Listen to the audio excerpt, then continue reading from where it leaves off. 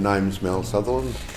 I'm retired now, but I was previously a builder, and surf photography and surfing have been my sport and my hobby all my life.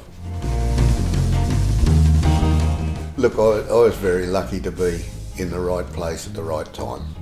I was there when surfing took off, when we went from 16-foot hollow paddle boards to the 9 and 10 foot Malibu boards, and fortunately during that period I met a lot of people that eventually became movers and shakers in the sport.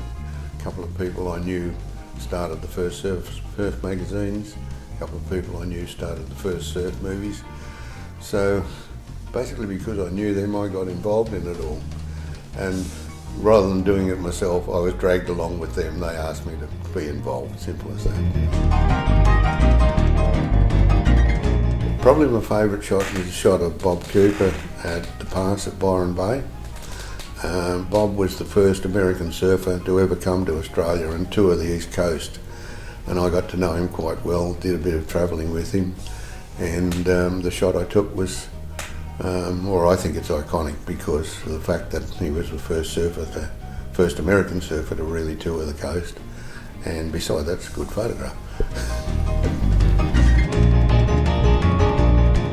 One of my favourite memories goes back to Christmas of 1961, and when the surf movies were first introduced to the Gold Coast, and it was Bruce Brown brought 3 of his movies from the USA, and there was no soundtrack, there was only musical soundtrack, just he sat on stage and narrated the movies, and I had to get up on stage and introduce him to all the crowd. And the theatre seated 1,100 people, and at that point in time bottle top flicking was the go, and when I got on stage some fool yelled out, "It's Mel," and the bottle top flicking started, and they started flicking bottle tops at me while I was up on stage until I jumped off and went back and sat with Pat.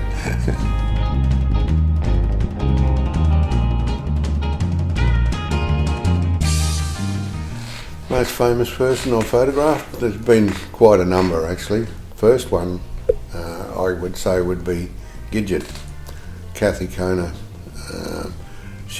Her father wrote a book about her experiences on the beach at Malibu in 1956, and that book was converted to a movie, made into a movie, and then a series of television programs after that.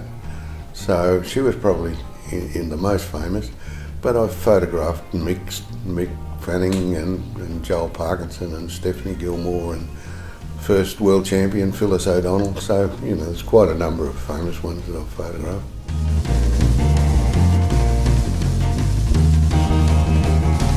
Another one of my favourite photos is the photo of Noosa Car Park. That was taken in 1964, just after a cyclone had passed. And the first Queensland titles were supposed to be held at Kira at that point in time, but because the surf was so big we couldn't hold them at Kira, so everybody just jumped in their cars, went on safari up to Noosa because we knew it would be big up there, and that was where I've got one of my most iconic photos. It's been regarded by just about everybody as one of the iconic photos of Noosa, so I'm very proud of that one.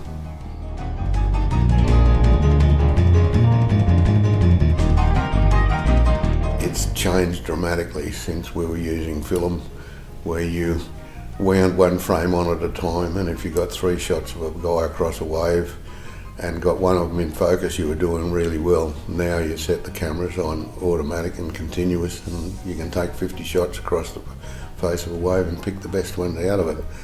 And to my way of thinking, it's taken a lot of skill out of it. Except for the real professionals, they're different altogether.